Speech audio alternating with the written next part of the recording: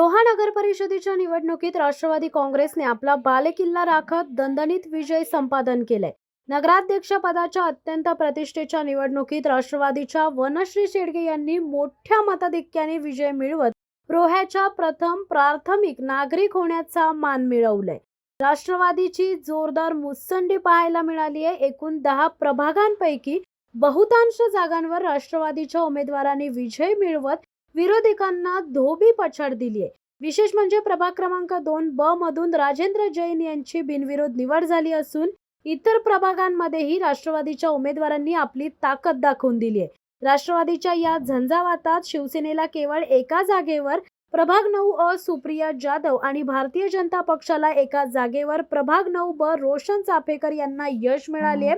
इतर सर्व 18 जागांवर राष्ट्रवादीने आपले वर्चस्व सिद्ध केले आहे.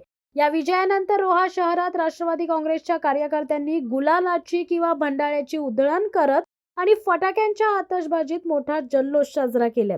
विकासाच्या मुद्द्यावर आणि स्थानिक नेतृत्वावर विश्वास ठेवून मतदारांनी हा कौल दिल्याची भावना नवनिर्वाचित नगराध्यक्षा वनश्री शेडगे यांनी व्यक्त केली आहे. शिवसत्ता टाइम्ससाठी दीप वायडेकर, रोहा.